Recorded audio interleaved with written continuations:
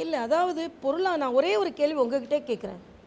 சில பிரிவை சார்ந்தவர்கள் என்பதற்காக பொருளாதாரத்தில் மிக பின்தங்கிய நிலையில் இருக்கும் அந்த வீட்டு குழந்தைகள் எந்த வாய்ப்பும் இல்லாமல் பின்தங்கிய நிலையில் இருக்கணுமா, இருக்கக்கூடாதா? ஆக குழந்தைகளுக்கு கல்வி வாய்ப்பு, தொழில் என்றால் எல்லாருக்கும் ஒரே சமம் தானே.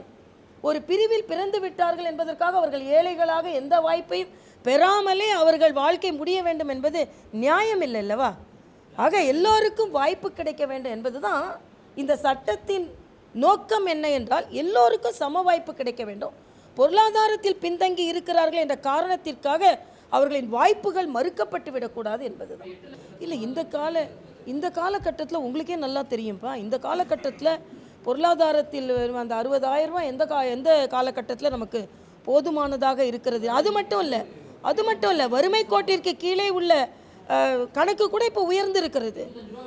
ஆக இல்லை, எல்லா இடங்களிலும் இப்போது பல திட்டங்களுக்கு இப்போ நீங்கள் பார்த்தீங்கன்னா பிரதமரின் காப்பீடு திட்டத்துக்கு கூட நமக்கு அதிகப்படியான சம்பளத்தை தான் நம்ம கணக்கு கொடுத்துருக்குறோம். அதனால் பல வகையில் இப்போ கல்விக்கு அவர்கள் செலவு செய்வது, தொழிலுக்கு அவர்கள் செலவு செய்வது எல்லாத்தையும் கணக்கிலிட்டு அவர்கள் சொல்லியிருக்காங்க. இது ஒரு தலைப்பட்சமாக பார்க்கக்கூடாது என்பது எனது கருத்து. இல்லை, அது நம்ம நாட்டில் அது யார் சொன்னான்னா காங்கிரஸ் சொன்னாங்க. அது இல்லை, அது 25 ரூபாயில் என்ன செய்ய முடியும் நீங்கள் நினைக்கிறீங்க? அப்போ எல்லாருமே நம்ம தவறுன்னு சொன்னோமா இல்லையா? இல்லை, அது கரெக்டுப்பா. அப்போ ஒரு திட்டம் தோல்வி அடையுன்னா நீங்கள் ஒரு அளவிற்கு நடுத்தர குடும்பங்களுக்கு அந்த வாய்ப்பு கிடைக்கக்கூடாதுன்னு நீங்கள் சொல்கிறீங்களான்னு நான் கேட்குறேன்.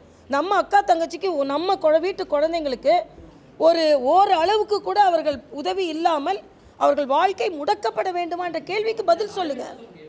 இல்லை, இது எதிர்க்கட்சியின் தொழிற்சங்கங்கள் நடத்துகின்ற ஒரு போராட்டம். அந்த போராட்டத்திற்கு பொதுமக்களிடம் ஆதரவில்லை, நடுநிலை நிறுவனங்களிடமும் ஆதரவில்லை என்பதை இன்று காலையிலிருந்து வந்திருக்கின்ற செய்திகள் நமக்கு உணர்த்துகிறது. நாங்கள் சட்டமன்றத்துக்குள்ளே இல்லையேப்பா, வெளியே இருந்து தான் பார்த்து கொண்டு இருக்கிறோம்.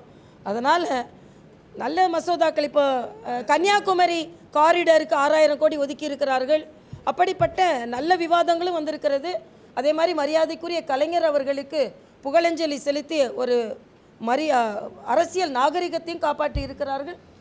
கொஞ்சம் ஸ்டாலின் வெளிநடப்பு செய்ததையும் கொஞ்சம் குறைச்சிருக்காருன்னு நினைக்கிறேன். அதனால் பார்க்கலாம். இல்லை, வருத்தம் அளிக்கிறது, அதான் சொன்னேன். அவருக்கு மேல்முறையீடு செய்து அதில் நல்ல தீர்ப்பை அவர் பெற வேண்டும் என்பது எனது கருத்தாக இருக்கிறது. ஏன்னா மக்களுக்காகத்தான் அவர் போராடி இருக்கிறார். ஹாட் சினிமா அப்டேட்ஸ் உங்களுக்கு தெரிஞ்சுக்கணும்னா உடனே நம்மளுடைய ஃபன் அட் வீடியோவை லைக் பண்ணுங்க, ஷேர் பண்ணுங்க, கமெண்ட் பண்ணுங்க, மறக்காம சேனலை சப்ஸ்கிரைப் பண்ணுங்க.